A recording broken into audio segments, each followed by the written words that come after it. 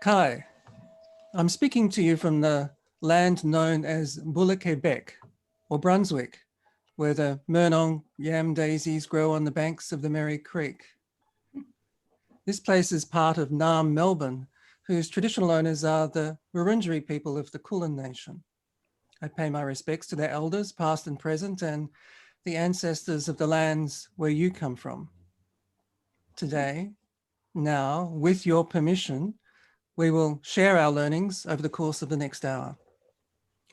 This series, titled Reinventing the Wheel, aims to develop a conversation about craft that is open to the many different cultures of the wider world. Craft knowledge keepers will share with us how their own culture has valued the work of the hand. This is part of a broader project to develop a knowledge house where we can share our learnings about craft. Our first talk was given by Arti Kolra, who helped us understand the argument between Gandhi and Tagore about the importance of creativity. On the one side was a post-colonial project to uplift the masses through labor, which complemented the industrialization of craft in East Asia. And on the other was the creative dimension, which included the value of tradition and culture as espoused by Tagore and, to an extent, Kamaladevi. I'm sure this argument will reappear in our meetings. To keep a link with that conversation, before introducing today's speaker, I kindly invite Arti to offer a salutation for this gathering. Please, Arti. Thank you, Kevin. Welcome, everyone. I would like to share with you today a kind of a blessing and an adage from Tamil, which is a maxim for daily life, for everyday life, which was shared to me by the weavers in South India, where I worked.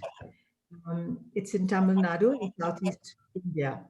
So the saying is, it's just a small phrase as a blessing that elders give to young people, but also weavers keep for themselves. It says Varaga, which is to live or to live long, Valamudan, which is to live with prosperity and consciousness.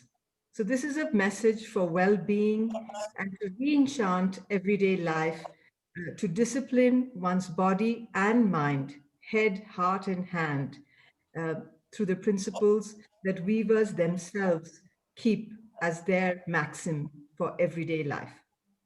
Thank you. Okay, thank you very much, Arti, for that, which is a very auspicious maxim, and I think on the last day of Diwali, when you look forward to a happy new year. So from South Asia, we move to West Asia and the cultures of the Arab Peninsula. Today's conversation leans towards the Tagore side, especially the ritual nature of craft. It's a challenging perspective. Today, the dominant model for craft is as a creative industry that sustains tradition through products that meet market demand. But many of the objects associated with traditions are ephemeral, such as Aboriginal ceremonial objects, festive costumes, offerings such as the garland, and fragrances like incense and soap. Laila Al-Hamad is a member of the Foundation Committee for this Knowledge House of Craft. Her first story in Garland was about the precarious position of Bedouin culture in Kuwait, her native country, particularly regards Sardu weaving. In 2010, she founded Zeri Crafts, a business inspired by Gulf heritage. She has an interesting backstory also. Before that, she worked in the World Bank with a particular interest in sustainable development. And she holds a master's degree from John Hopkins School of Advanced International Studies. Today, she'll develop her idea that Arab culture privileges the sense of smell by contrast with the more visual focus in the West. While Laila is speaking, do feel free to use the chat function to share your thoughts and pose questions that we might discuss later. But you're also invited right now to light your own scent to accompany Laila's words. Laila, welcome. Thank you so much, Kevin. I'm so glad to be here. So I've prepared a small incense burner and I'm going to light it with oud, which is the agar wood. I don't know if you're going to see because the coal has been on for a while, but you might see some smoke. Yeah, right here you can see a little bit of smoke coming out. So as a way to welcome you to the conversation, and I'm so glad to be here. I'm going to share my screen and so you can see the presentation. So I'm in Milan at the moment and it is morning. So I would like to wish you a morning rich in musk and amber.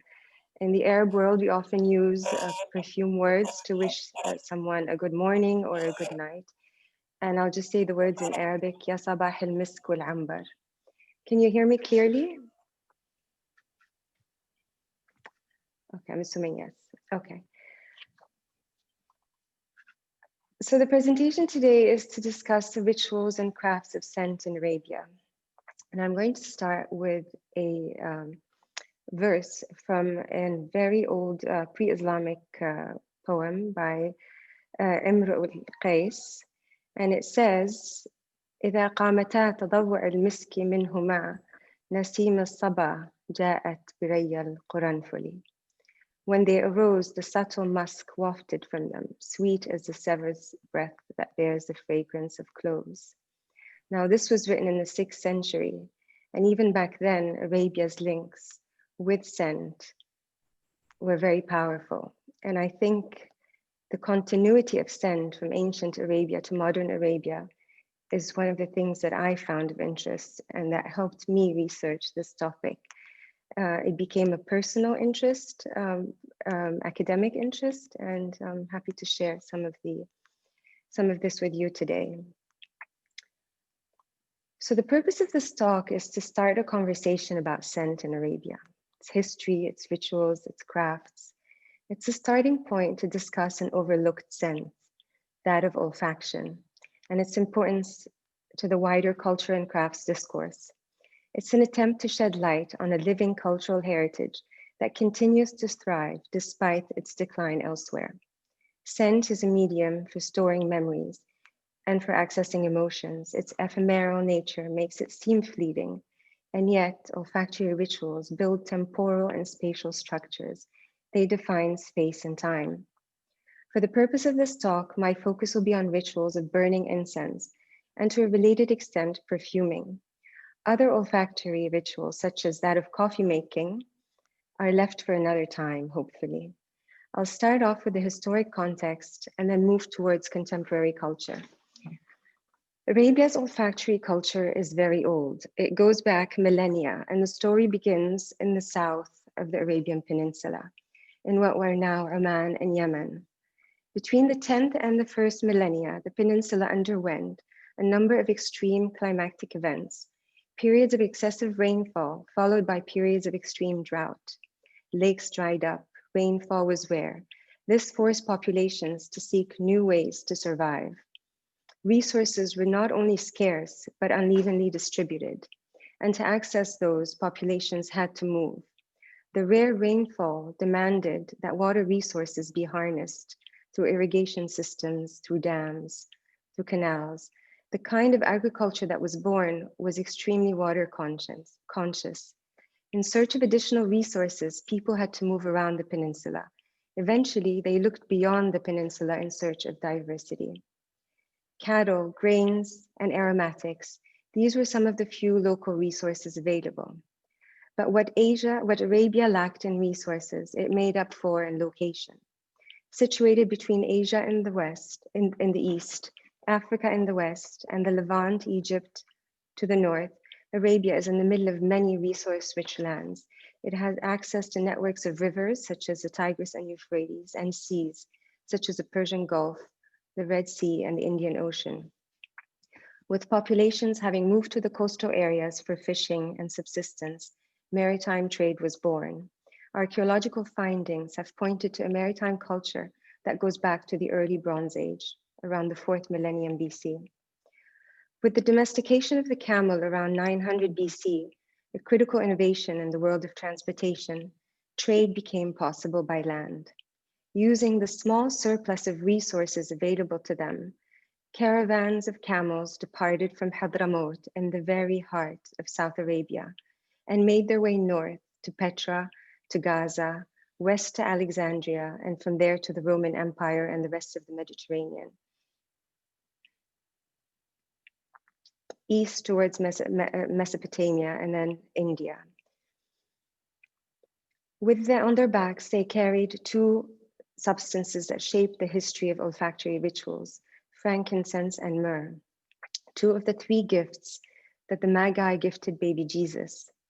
Growing wildly in the wadis of Dhofar, an area that is now part of Oman, Boswellia sacra, a stump-like tree that doesn't exceed 8 feet in height, bled a resin, olibanum, or frankincense, as when burned, emanated a fragrance so rich it was believed that it could communicate with the gods. Myrrh, Commiphora myrrha, another resin, was also sought for its multiple medicinal properties. It is an antibacterial, antifungal, anti-pest, and can be used for fumigation or orally. This combo together gave South Arabia the name Arabia Felix, blessed, happy Arabia. This is an image of frankincense. In religious rituals, burning incense was thought to transport prayers to the gods. It was a way of sacralizing temples and religious ceremonies, a way of creating an aura of mystique around religious practices. All religions, whether in Arabia, Mesopotamia, Egypt, Rome, Greece, India, or China, burned incense. It can, in fact, be called a shared culture of scent, of rituals, and of objects. I'm going to show you a few incense burners. So see that these are some of the oldest ones. I found these on the website of the British Museum, and you can see that the earliest ones in the Near East seem to have been made of limestone and calcite. So this is near Assyrian, Ptolemaic Egypt, South Arabian. Now the one on the right, the South Arabian one, is interesting because it has engravings, and the engravings are the name of the god it was dedicated to, the kind of incense that was burned in it, and the person it was gifted by. Again, it's made of limestone. Again, these are more limestone, and you can see they're carved. I mean, they're very basic, and yet there is an artistic hand that exerted effort, and I guess this is in dedication to the gods. Celebrating religious and imperial processions required the burning of incense. The resin's medicinal properties were solicited to fight diseases, and the ubiquitous odors that prevailed at the time needed air purification. Air purification was thought to kill germs, and people were encouraged to fumigate their homes. Bad spirits were kept away, and the evil eye warded off. Worth their price in gold, these resins became a symbol of wealth, opulence, and status. Around the 4th and 5th centuries AD, trade between South Arabia and the Mediterranean declined. Frankincense lost prestige. Christianity's relationship with frankincense was initially very difficult. Early Christians refused to burn frankincense as a way to reject previous pagan practices, including magical ones. Many were martyred for refusing to do so. The rise of Islam in the 7th century, however, brought to the scene new aromatics, spices, and perfumes from India and surrounding lands.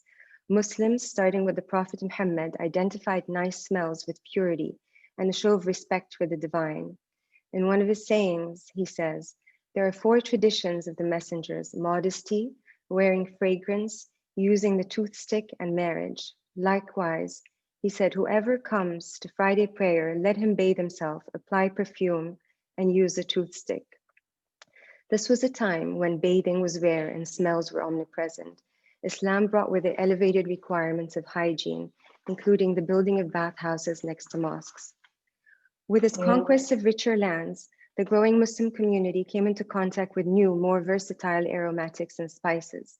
Musk and ambergris, both from animal sources, agar wood, oud, camphor, and saffron from plant sources.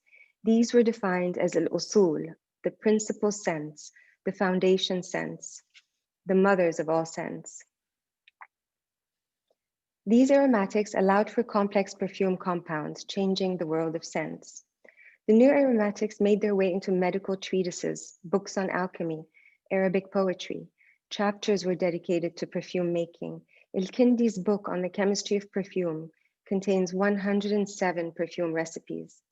Scientific developments went hand in hand with the development of scent rituals. Aromatics were now mixed in compounds and acted as fixatives. The development of distillation enabled the production of less expensive perfumes, such as rosewater, allowing people who couldn't afford oils access to an olfactory paradise. Aromatic substances were a panacea. Not only were they used as perfumes and incense, but also for cooking, medicine, dyeing, and tanning. And just as perfumes and spices made their way into books, they also made their way into the culture. Royal courts used perfume and incense for prestige and a show of wealth. Rulers exchanged perfume and oils as gifts of friendship and relationship building. Ceremonial processions were rich in perfume and incense. Oud, seen in this image, goes by several names. There is a confusion around the names, I have to admit. Aloe wood, agar wood, aquilaria, the name of the tree, was especially loved by the courts. They used it for ceremonial processions, and oud and amber were present at practically all royal events. These are some of the incense burners that were produced at the time. And as you can see, more than 1,000 years separate these incense burners from the previous ones we saw. While the previous ones were made with stone, so limestone and calcite, these are mainly using metal, and it really does reflect kind of the way crafts was moving at that period of time, both in the Mediterranean and in Persia. And they're more complex. They have in Seljuk Dynasty, production in Iran, animal forms. This is Mamluk Dynasty, Egypt, produced in Syria, again with brass and silver inlay. And complex calligraphy and designs. And these are in Tulunid, Fatimid, Sicily. The one on the left, again, the bird form incense burner, and a very delicate bronze burner from Ottoman Empire with almost filigree work. And I think, I haven't researched it, but I would say that these were probably made for royal courts, because you can see that while in the first stage they were made for the gods, the second stage they were made for the ruler, the sultans. And so even their purposes shifted from religious to power rituals. So now I'm going to move to the last part of the talk, which is linking it all to Arabia today. So it is within this cultural continuity, because I do think it's a continuity, there is a link between past, ancient past, past and present. And I think that this is a culture, again, despite the fact that scent is fleeting, it has somehow maintained its hold on this part of the world. This is not to say that other parts of the world don't have a relationship, but to me, this part of the world has a relationship when I compare it to relationships, let's say, with other forms of crafts. So that's why I find that it's important to emphasize this cultural continuity. For anyone who's been to Arabia, scent is ubiquitous. At times, it's overwhelming, overpowering. It's almost intoxicating. One cannot help but be struck by the ever-present scent of atars, scented oils, perfumes, and incense. Perfumeries are everywhere. In shopping venues, passers-by get assaulted by shopkeepers ready to spray you with perfume or incense you with agar wood. Scent is not only a personal form of expression in Arabia, but also marks rituals that are adhered to at the community level. Scent has a spatial and temporal quality. It demarcates space and time. Rituals of hospitality begin and end with scent. You welcome a guest with the burning of incense. You also bid him goodbye with the same ritual. It is a way to mark time. Hospitality has a limit, and the good guest will not overstay his welcome. It is a form of respect, but also of generosity. People often offer their best incense to guests. It is a financial investment. It is an honor of a kind. Passed down from one generation to the next, these are rituals that are deeply ingrained in the culture. Bad smells are extremely frowned upon. Scent marks rituals, ceremonies, and rites of passage. Weddings demand the burning of incense. In a show of welcome and celebration, processions of women carrying incense burners walk up and down the ceremonial space, spreading the smoke of burned wood chips in the air. Likewise, incense is burned during funerals, mourning rituals, as a way to cleanse the air of sadness and perhaps cover the smell of mourners. Mosques are scented regularly before Friday prayer. Sensing a sacred space renders and sacralizes the ritual. Burial rituals are included. When a person dies, the dead body is rinsed with jujube water and camphor is applied. The simple white cotton shroud that envelops the corpse is often incensed. Putting effort into smelling good is a form of self-respect, but it is also a way of belonging to the community. You can read a person through their scent. The smell of a person says a lot about them. Scent announces you. I was here. Some people can identify the class of a person, whether the perfume they use is cheap or exclusive, whether they are from the ruling classes or not. Scent rituals are not only female, both sexes spend time and money on scent. Men in Arabia prefer the scent of roses, while women may opt for musk or amber. The use of traditional scents does not preclude the use of Western perfumes. People in Arabia have become savvy at using both to create scents. In a culture where both men and women layer their clothes, scent is applied to multiple layers, including the skin. This creates a complexity of scents and gives a person his or her own trademark smell. Likewise, prayer cloaks are sprayed with rose water and regularly incensed with oud. Some families have their own perfume recipes inherited from the elders. This inheritance is so dear that no recipe is to be shared. You might be told the ingredients, but never the proportions. This inheritance is a way of feeling special. It creates an intimate bond with the family. Gifting scent is also part of the culture. If someone compliments a person's scent, there is a good chance he or she will receive a bottle as a gift. In Arabia, everyone can be a perfumer. Utars are oil-based and available on the local market. Nevertheless, some individuals have a magic hand and are solicited to prepare perfumes and oils, even if they do not do this métier professionally. Oftentimes, these amateur perfumers, often women, have learned the craft from their mothers. They do not have a recipe and go by memory and smell. Individuals who are looking to source the highest grade of ingredients always go through dealers who have connections to the lands where these aromatics are found. When that dealer finds good oud or good amber, authentic musk, they will contact the person. The quality of most of what is available on the market doesn't come close to what people remember from their youth or from the small stock they have inherited from their families. So I'm going to show a few incense burners. I was not able to find the date of these, but given that they are made of wood and ceramic, I figure they must be 20th century. They were found in the south of Yemen, Hadramaut. These are contemporary clay burners from Yemen, handmade. They're very thin. They're available on the markets. You find them everywhere. And they come in all sizes and colors. And these, let's say, are more contemporary ones from the similar design, as you can see left to right, except one is manual and one is electric. People have started using electric burners.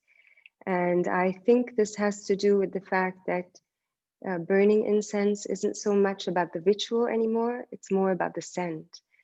And there is no longer a group of craftsmen in Arabia that produce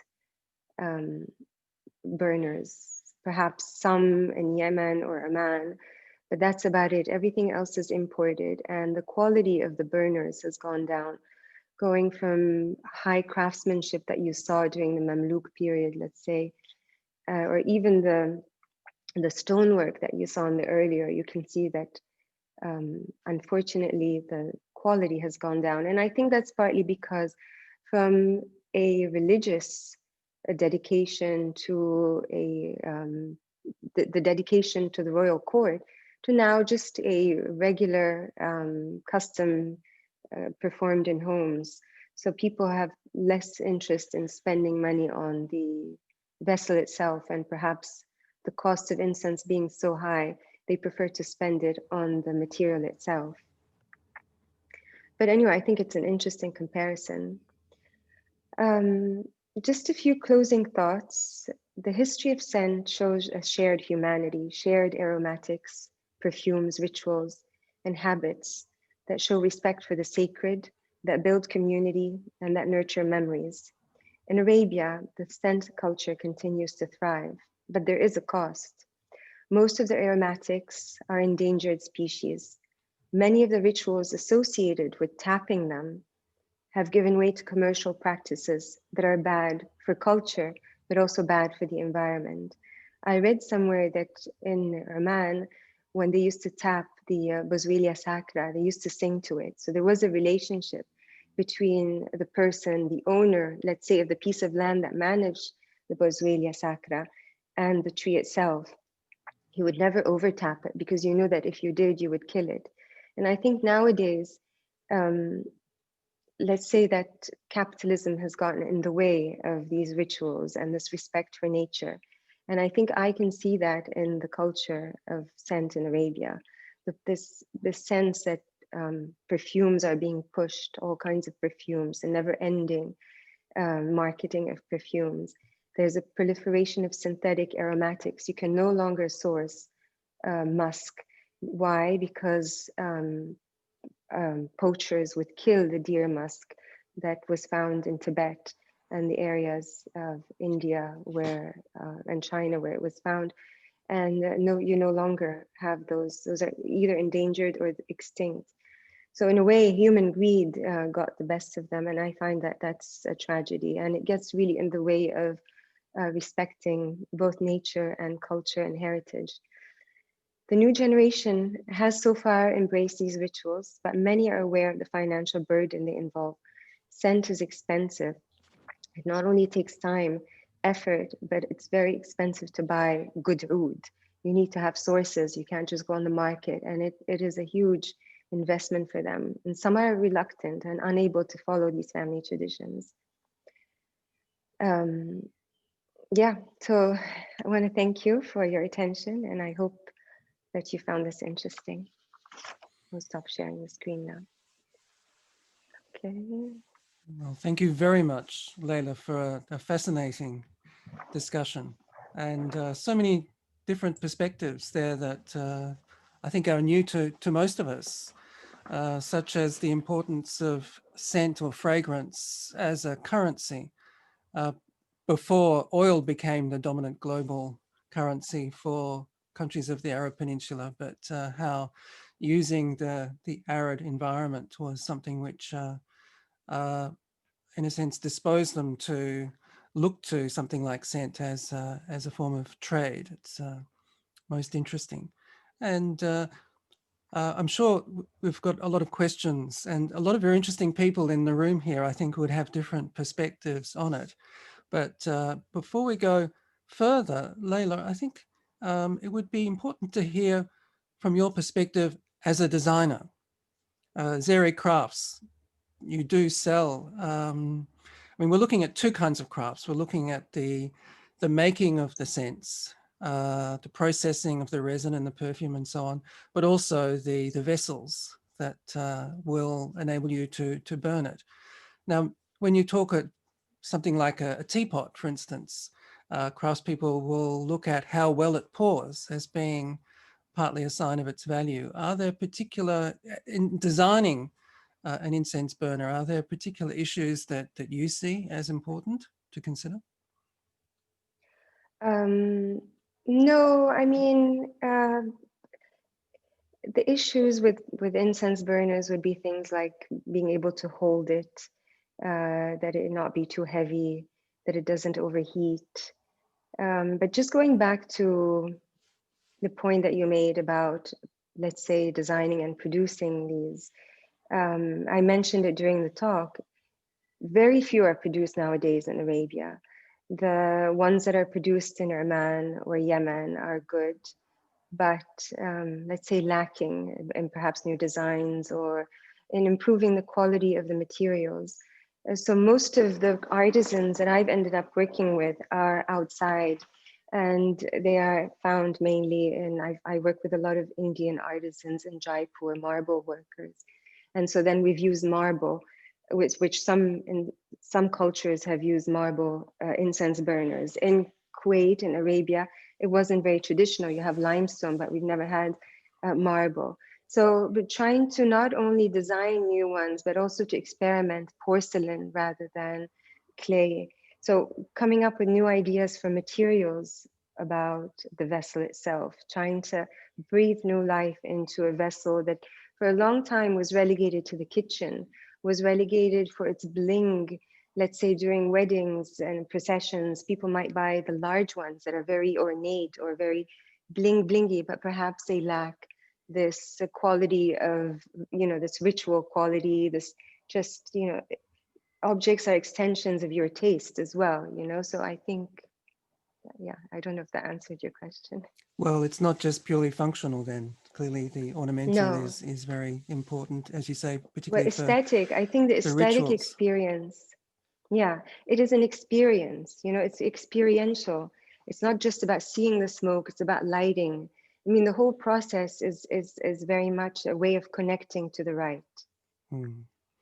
Now, I wonder if it'd be interesting to bring in Sigrid now, because I know you have to go to an appointment soon. Sigrid's just recently written an article for the ZAY initiative that is now a partner of Garland. And it was a very interesting article about scent and jewelry in the Middle East. And I'm just interested to know, Sigrid, if you've got any thoughts about Laila's presentation, whether it accords with your understanding of why scent is used so often in the jewelry of Egypt and other countries in the Middle East. Would you like to say something about that? Oh, very much. Thank you so much. Thank you, Laila, for this fantastic presentation. It concords completely with the research I've done for my book. I wrote a book about scent and personal adornment earlier this year. Here it is. And I wanted to do that because, as you say, the power of scent connects past and present, and it is so much more than just a beautification or just making something smell agreeable, to which it is relegated increasingly now. And when it comes to jewelry, there are often studied jewelry pieces like necklaces, bracelets in their own right. And people completely forget that they have been surrounded by scent. They have been scented themselves. They are worn on occasions where scent is omnipresent, like you say, like in hospitality or at weddings, at funerals. And I wanted to preserve, in a way, this fleeting scentscape of an object, and to make people aware that there's more than just the tangible. There's also the intangible matter that is extremely important. Not only because it's part of ritual, but because it's a very active agent in the rituals in which they are used. For example, you spoke about a wedding. A bride is a being in between two states. She's not yet a married woman, not yet a mother, but she's also no longer a girl. And persons or beings in between worlds are extremely in danger, actually, of evil spirits, of evil taking them. So with colors, with jewelry, with sounds, with smells, you weave a net of protection around them. And what rests, what is left, is the tangible materiality of the object, but the smell and the sound are an integral part of the experience. So I love to hear your talk about how it connects the past and the present, as it also connects generations. The grandmother who would tell her children and her grandchildren how to create perfumes, how to make henna patterns, all these things are, well, like you say, they create time and space. So these were my 2 cents. I Thank you hope for that. it resonates with you, Laila. And I certainly recommend the article, which has even a beautiful clove necklace, which shows how spices can actually become the jewelry itself. So that's well found. So thank you very much, Sigrid, for that. Now, I would like, if possible, with permission, to call on Sichiko-san from Kyoto, because we're very blessed to have different perspectives on scent, and clearly the kodo, the way of the incense in Japan, is very important. And I'd be interested to hear you share your thoughts about scent from a Japanese perspective, whether it's also related to ritual as it seems to be in the Middle East. Okay. Thank you very much for invitation, and thank you very much, Laila. Fantastic presentation, very inspiring. Well, I'm not expert on smell, and I have never sort of researched on it deeply. So that's what I can say is through my experience. And in Japan, we still have a sort of ritualistic way of appreciating smell called kodo. Is a sort of pass of smell, and some people who are gathering in the room and sort of it's a bit like playful things. It's like wine tasting. I mean, and then we prepare the sort of different kind of several smells. Then a hidden sort of undercover, and then you have to tell what smell is the name of the smell, or sometimes they each person says something which describe the smell in association with the story of Genji. So to bringing the literature. So, and also another interesting point is we say smell, not smelling the incense. We say in that particular form of art, kodo, we say listening to incense smell. So for me, it's puzzling. Why do they say listen instead of smelling? But some way, I think I have never studied it, but I try to find out someday. But much to do is some way kind of instinctively, they maybe try to find out something which is vibration, or it's like a rhythm or musical kind of quality of smell. So that's it may be deeply associated with poetry. That's why maybe they could say listen. But this is not just my opinion. I'm not expert. So then also the other day I saw a documentary program about medical documentary program, which said this smell is sort of that smell agent will go into your nose, deep side of nose, and then transferred to the electric signal to go to the brain and the hippocampus, near the hippocampus. So that's deeply sort of stimulating the sort of area of brain in association to memory. So that's kind of thing really fascinates me. So that's why maybe we can just divide smell between other sort of senses, other stimulants like sound or something. But really in brain, the sort of the area which was stimulated in brain by this smell could be some way near to the sort of other area of the brain to be stimulated by sound or something like that. That's my opinion. But anyway, in Japanese perspective, we still carry on, although it's not totally majority of the people, some people still appreciate the kind of ritual to play the game of incense in a traditional setting.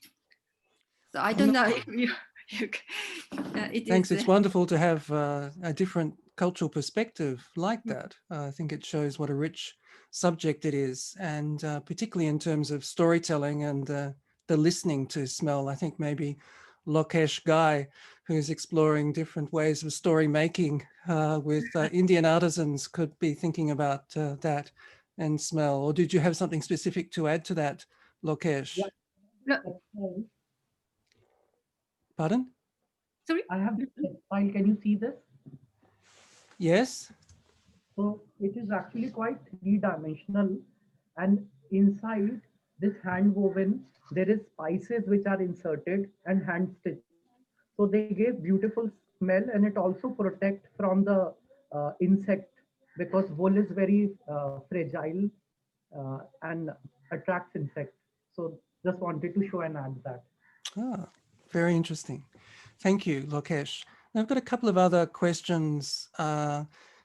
Ben, can we go to you? You were raising an issue about the one of national and cultural boundaries in terms of harvesting. Do you want to raise that as an issue?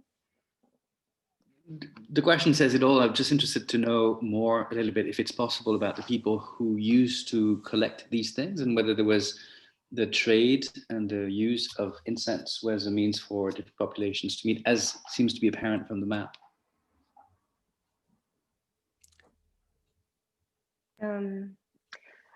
I don't know enough about that, but I think that traditionally there was the kind of farming that was done, let's say, of these resources, or not even farming, but let's say property rights and issues around how you tap those resources were done at the community level, and they were done very much in respect of the environment. Trade, of course, was limited at the time. I mean, when you think about it, if only the very rich were able to access frankincense and myrrh. So I would say that probably until scent became more popular, until, let's say, the lower classes or the middle classes, or even the establishment of, of classes, I imagine that there was less exploitation of these resources in the way that they are exploited today, or they were exploited in the last 2-3 centuries. But again, this is an interesting area that I think deserves some more research. I mean, from what I've read, there's very little discussion. The only thing I was able to find are rituals of cultivation in Oman. And I've read a lot of literature. So I think this could be an interesting topic. Maybe other people know more. Thank you. I think it's an interesting parallel with lacquer, which is another resin very popular in East Asia, which moved production particularly to China. But we've been tracking in Garland the revival of lacquer production, urushi, in Japan as well. So it's interesting to see how these things might swing the other way. I wonder now if we can go to Arti. You had a question about memory and smell. Is that right? That's right. Thank you, Laila. It was very interesting, and your talk triggered so many questions. So my question is really that you mentioned about olfactory senses, and I was just thinking, have you thought about how it memories, of smells? Just like you said, smells mark time, opening and closing of a ceremony. How do you, is there any way in which smell could mark culture, or is used by different constituencies in a culture in different ways to identify with each other as a community? or community memory? I mean, I think that the religious rituals are a good way of expressing community memory. So let's say the Friday prayers, it's a sacred space. It has been incensed. I think definitely that creates memory. Or as I said, certain, so the wedding, the funeral, the rituals of the dead, I think this all creates a sense of community, that the community feels pride, but also feels that to belong, you have to follow. So I think, yes, from that perspective, I think there has been a lot of research, and Sachiko mentioned it as well, about how there are parts of the brain that are stimulated by memory, and written about it has, for example, Proust, his whole À la recherche du temps perdu is about the Proust, the Madeleine moment, when he eats a piece of cake, and then it triggers all these memories of not only his childhood, but his high childhood home and his whole childhood community. So I think when I spoke to people about the meaning of scent, the ritual of scent and the culture, every one of them had a memory about scent. And that memory has stayed with them from the time they were children. One person said to me, I remember the smell of cardamom and cinnamon. And I remember that I associated with my grandmother, to the point that I was so young, I didn't have the words to describe it. But until today, when I smell those things, I still remember that moment in time. So I think everybody, the person that every time he smells his perfume, remembers his grandmother, she gave it to him. It was his special bond with her.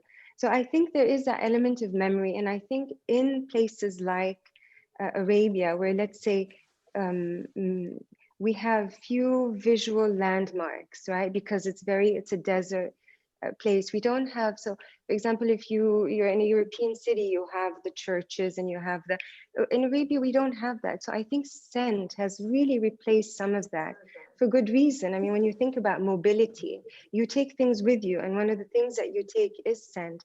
And in that poem that I mentioned at the very beginning, it is this poet who stands at the site of an old tent site where he used to, let's say, one of the places where they used to place their tent. And that was a long time ago. And he still remembers the smell of the women that he met there, right? So I think, again, because of even more in Arabia, because of the fact that our, let's say, material culture, because of the terrain, is limited, scent plays an even more important role in memory. I don't know if that, yeah. It's interesting, Laila, to reflect on that Palestinian designer that we discovered, who was trying to recover some of the memories in the family that didn't even belong to the living, in terms of, for instance, the smell of the orange orchard in Jaffa, that is part of family legend that is passed down. Exactly. She never smelled it, but she remembers her grandmother talking about the smell. And for her, it stayed as a memory. Yeah, so perhaps it goes to the hippocampus, as you were saying, Sachiko. And just to continue our broad cultural dialogue, can I tap Joseph in Senegal? You made a very interesting comment there about the role of scent in Senegalese culture. Would you like to share that? First of all, thanks, Laila, for the good presentation. I have just one anecdote before starting, because I heard about the memory, talking about scent and memory. I studied in Japan, and there is a famous temple in Japan. So it is said that when you go there and you smell the scent, it increases your memory.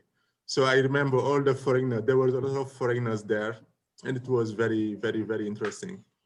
Now, with regard to my country, Senegal, I think based on this presentation, I found a lot of similarities with the Senegalese culture, but mainly I think because of Islam. For example, on Friday, you have to, before going to the prayer, you have to smell good and so on. And also with regard to the dead body and also the demon-possessed one, we use the scent to heal them. Mm-hmm. Scent also, with regard to tradition, is a kind of an arm for seduction for the women. they use sand, for example, to in the couple it's intimacy. At night, like the room has to smell good. Yes. And is that with perfume or an oil or any something to burn? No, it is something to burn. I think made of some plants. There are some kind of aromatic plants that we use, and also there is a traditional burner. It is made of clay and also some cement. And generally, like in Senegal, in every place you will find like a burner, and at so at night the women they use the scent to perfume to make the place smell good. So it binds people together at home. Yes. Certainly. Thank you for that, Joseph. I'd like to also tap now Mel Young. You're with us still? Because you had something very interesting to say about the importance of smell in your experience in Oman. Would you like to share that? Hi. This has been such an incredible talk. Thank you so much. I'm busy taking notes and my brain is bursting. I was fortunate to teach on the Omani border in 2005 in Al Ain in the United Arab Emirates. And one of the loveliest things about that experience was the ritual of scenting ourselves and our clothing at the start of each school day. I was working in a high school, teaching in summer school, and that's so beautiful and has really stayed with me to the point that since returning from that experience, I've been making jewelry on a fairly regular basis with frankincense and other scented resins, and it's sort of something I keep coming back to. I think probably because my master's research was entirely around scent and the scented body, but the idea of memory through soaps. So I really focused on Pears soap and was excited to discover that not only does Pears soap look like amber in that early research in the early 2000s, but also that frankincense has that sort of similar color quality to it as well. So to be using those scents to as part of a daily ritual as a teaching practice was really beautiful. And I have to say that now I'm teaching from my garage, which is where I am now because we're teaching online. I've been starting every class with incense. I've been burning Japanese incense. I've been burning frankincense, and sort of starting each class with that as a ritual has been a really nice thing to return to. I don't have that opportunity on campus, so this talk has just been so fantastic. Thank you so much. Really. And can you say as a jeweler how you're incorporating smell into your work? So for me, the incorporation of smell, I wear perfume every day. For me, that's adornment, and that idea of invisible adornment is really interesting. I'm particularly interested in the invisible adornments that we all wear. So that kind of those cultural rituals of when we wake up in the morning. And this is something I'll often talk to students about when we're talking about concepts. How many smells have you put on your body today? And they're culturally coded in terms of the soaps we use, the shampoos, everything has an aroma. And what's really interesting is that I've discovered through travel that that's quite culturally different too. So what's a clean smell, etc. But in terms of wearing scented things, it's the idea that once the frankincense is close to the body or the soap is close to the body as a wearable, the heat from the body emanates that smell in the same way that it does with a fragrance when you're wearing it, which is really nice. So, sorry, I just spoke really quickly. No, it's interesting to see these connections and how that experience of being in the peninsula can really open your eyes to that so extraordinary experience. If I could live in a place for its fragrance, that would be where I would live. It's so beautiful. Does anybody else have anything to contribute? May I? Yes. Yeah. one thing I forgot to tell you my experience about about smell. When I used to live in London, I used to cook Japanese food, and I boiled a sort of bonito, and then the owner is an English boy, very nice person, but he couldn't stand the smell of bonito in the morning.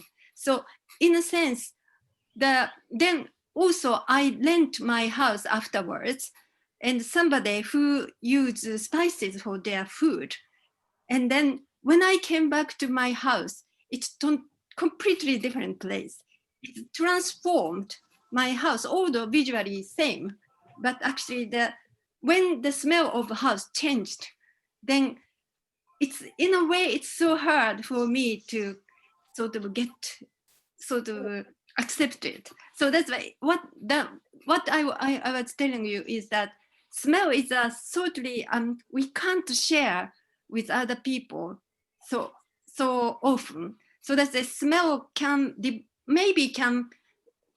divided between the all cultural backgrounds. That's one thing. And second thing is so that's why when I smelled the poison as the perfume long time ago, I thought it was what's the word? Insect killer, the spray of insect killer. So that's maybe it might smell so wonderful, so fashionable thing, but to me it's so kind of disgusting smell.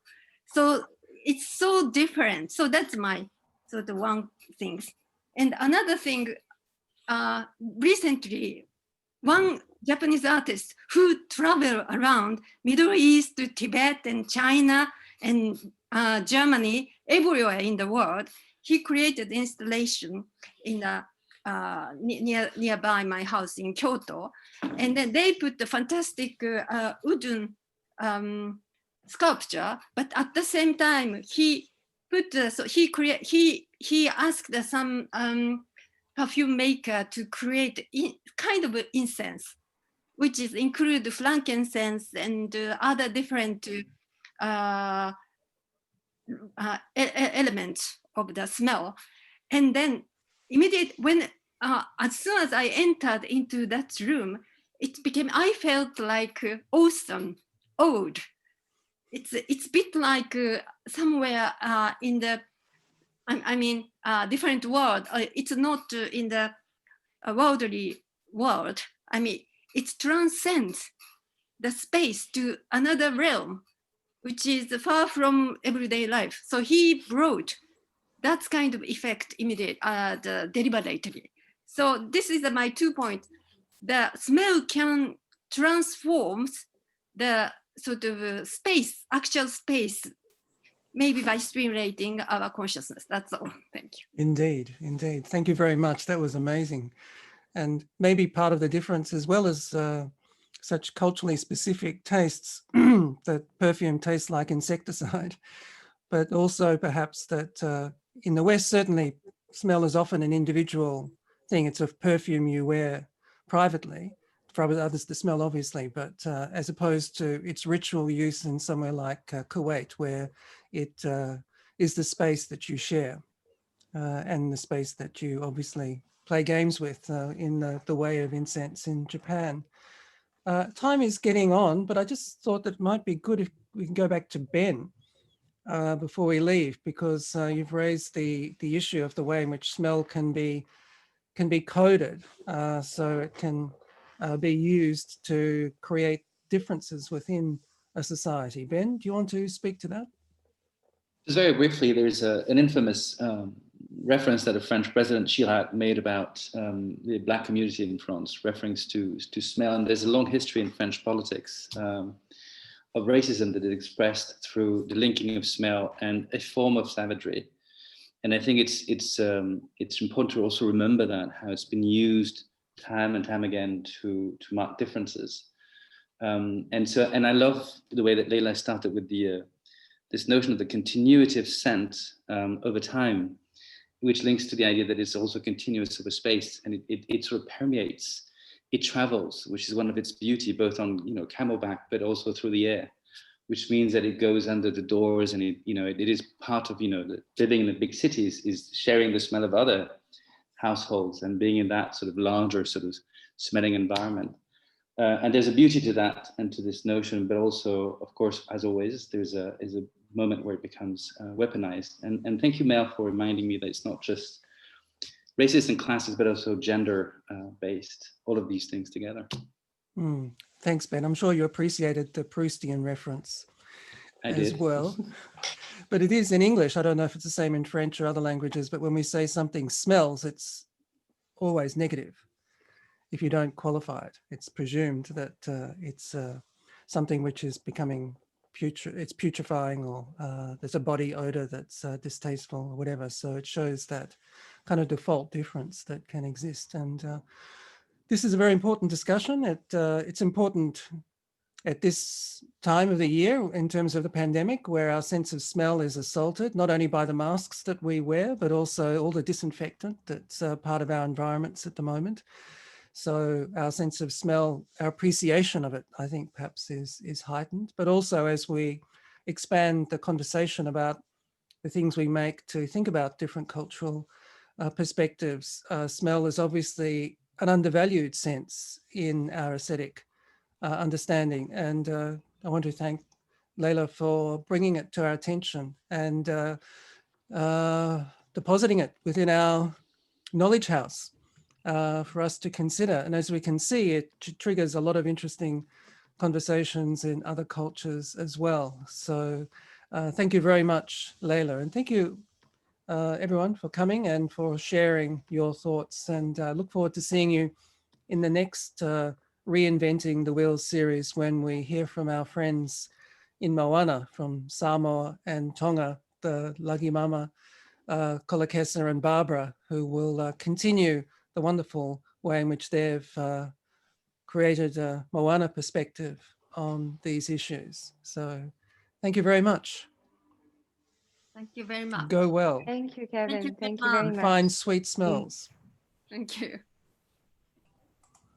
Have a good day. Bye-bye. Thank you. Thank you so much. Laila.